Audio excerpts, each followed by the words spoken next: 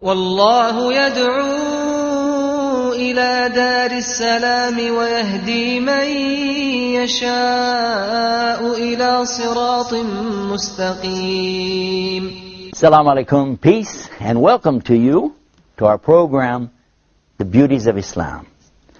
Beauties of Islam is a program designed specifically to bring out the beauty and the understanding of what Islam is really all about. My name is Yusuf Estes, and for the next few minutes, I want to talk a little bit more about the subject that I've been preaching on, the subject of the beauties that we find in Islam when we look at it from a different perspective. A human being looks at everything from the human being point of view. You and I are not able to really look at life from the point of view of a blade of grass or a flower or a tree. We can't really know how a tree is looking at everything, but the one who created that tree obviously knows all about it. And who is the creator of everything? And that's what we're talking about now. We're talking about Allah. What is it that the Muslims believe about Allah? What do we understand about Allah? And this is one of the beauties. We understand Allah to be unlike. That's the first thing that we're going to say. Allah is unlike. Unlike what? Unlike anything that you're going to be able to describe. Because everything that we are aware of is in the creation. So if the God is in the creation, that means He's created. And the logical question somebody's going to ask you, well, who created God? And then what will be your answer? So the Muslim understands this beautiful concept that God is not in the creation and He is not like the creation. He is outside of His creation in a manner that best suits Him, being God. One of the things, there's a question that comes up a lot, can God do anything? Well, for the one who believes in a God, they will say, yeah, He's God. He can do anything He wants to do. A human will naturally attribute that to God because we're not God. There's a lot of things we can't do, and we want God to be kind of like Superman. He can do anything, you know, He's God, Superman, sort of. But for the Muslim, that doesn't work. Number one, we don't compare God to a man, even Superman. And we don't put God like the creation or in the creation. And then there's another point, too. We know that Allah is not having limits like anything in the creation itself. Who is God? What is God? And this is, like I said, one of the most beautiful concepts that you'll ever imagine. To first begin with what He is not. And this is how He begins. La ilaha illa anta subhanaka inni kuntu minadh dhalimin. A beautiful statement that was said by one of the prophets. Peace and blessings be upon him. And this is that there is none like Allah to be worshipped. Only Allah is to be worshipped. But then it glorifies in His majesty above all things and says, for sure, the wrongdoing is coming from me. A very healthy statement, by the way, for a human being to come to this conclusion. God's perfect, and I'm not. But when we talk about God's existence, how do we understand this? And how do we justify what God does and doesn't do? Can God do anything? Actually, the Muslim's going to say, you're trying to compare Allah to His creation again. What God does and doesn't do.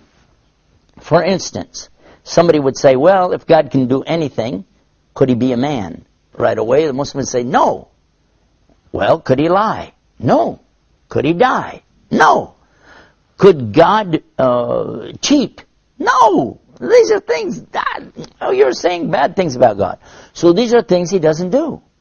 How do you justify that? At the same time, you're saying God could do anything.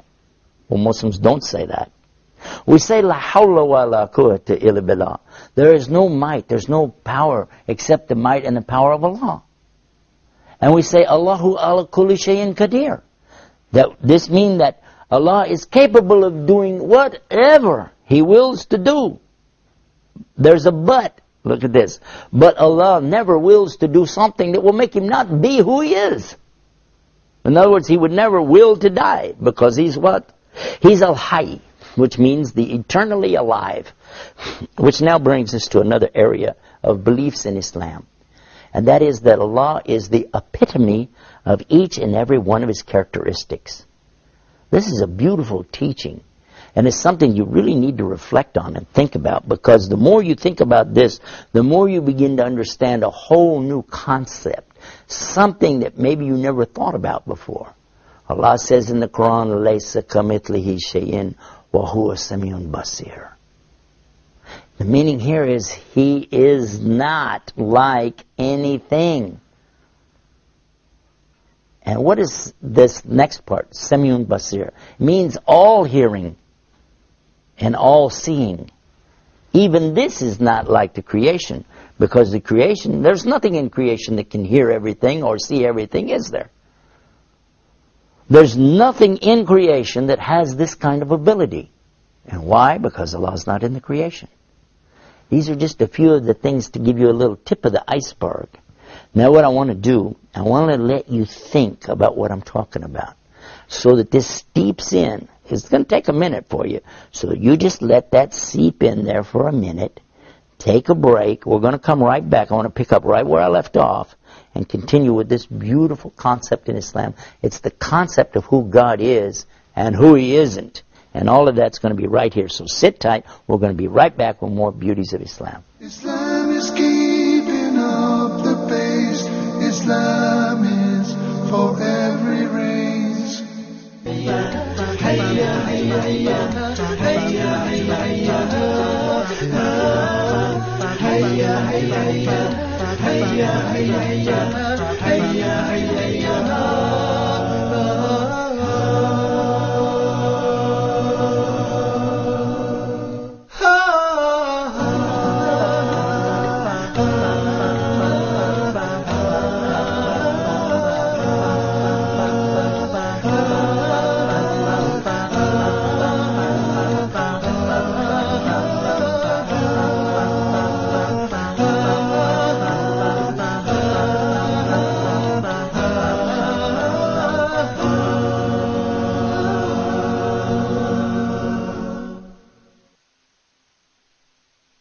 Islam is keeping up the pace.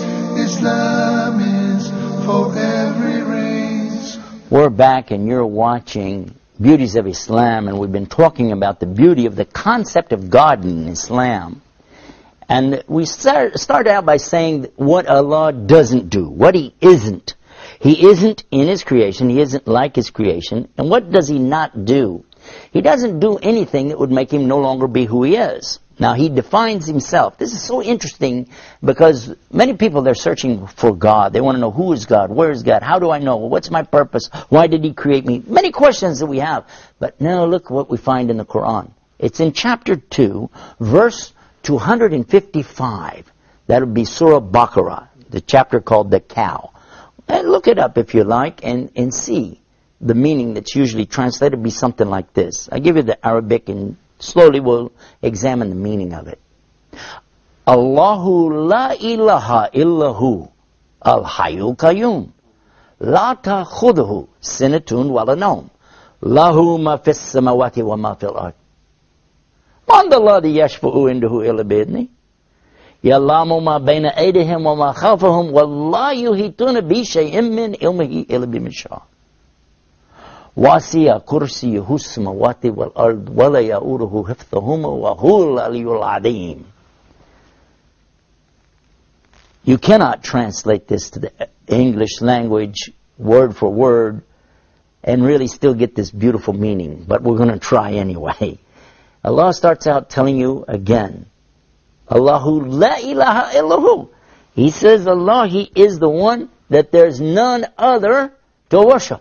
He's the only one worthy of any worship. Al-Hayy, Al-Qayyum. Al-Hayy means the eternally and always living. Al-Qayyum, the eternally and always self-subsisting. It means He can't die because He's always alive.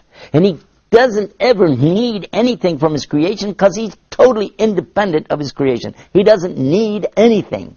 These are two very important characteristics, and He is the epitome of those. These are eternal and total capacities that only Allah can have ascribed to Him.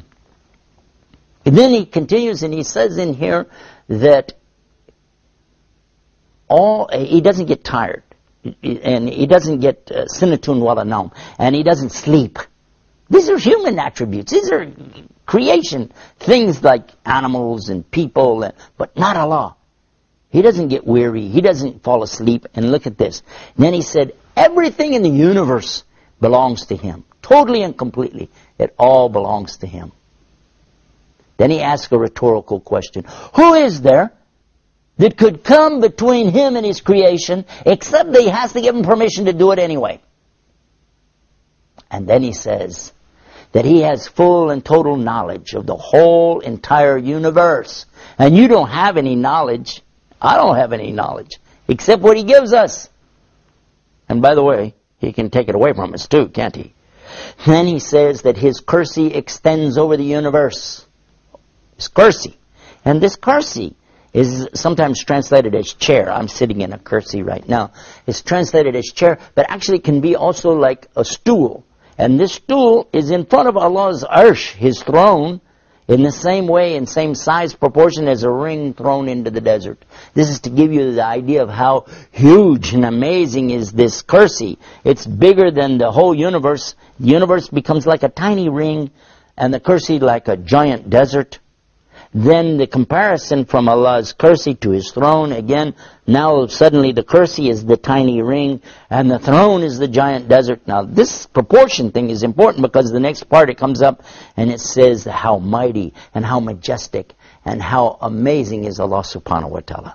So this is something I really invite you to learn about the Arabic language, and then learn about this verse. It's called Ayatul Kursi, the verse of the chair. Not throne. Arsh is throne. From this, we're able to gain at least an introduction to the understanding of the beauty of the meaning of the word Allah. The word Allah. You know, we could have a whole program just talking about this word Allah. So amazing is this concept. But let us continue with what we were saying earlier. What it is Allah doesn't do. If you said, could He die? Absolutely, He doesn't do that, because He is the all alive. That's one of His attributes, His characteristics, one of His 99 names, as we call it as Muslims. And as far as could He lie or could He cheat? Well, two of His names are Al-Haq, which is absolute truth. He is truth. It doesn't mean He's truthful. He is truth. So obviously, there can't be anything as a lie or anything deceptive. Also, He's adil, which is meaning totally fair and just. Therefore, He could never cheat, and He wouldn't. And when you start to talk about some of the things about Allah, and you're comparing Him to the creation, this will boggle your mind, and it makes people nuts. I'll give you the example. If somebody say, can Allah do anything? God, can He do anything? And somebody will say, yeah, why not? And then they'll say, can He make a rock so big that nothing can move it? And, yeah, sure, why not? He can make a rock so big nothing can move it. But now you're going to have a problem. Because if He can't move it, that's something He can't do. And how will you answer that? What the Muslim will say is, Allah doesn't make stuff like humans do, and He doesn't move stuff like humans do. He can make a rock so big that nothing in the creation can ever move it. But for Him, everything is by command. He says, kun fayakun. Be, and it is. And that's when the rock takes form and shape. And when He says move, it moves. And He doesn't move things like you and I with a fulcrum and a lever and a mass and no. This is something for Allah that He does as He wills. And He is capable of doing whatever He wills to do. So don't compare Him to the creation. You don't get in a problem like that.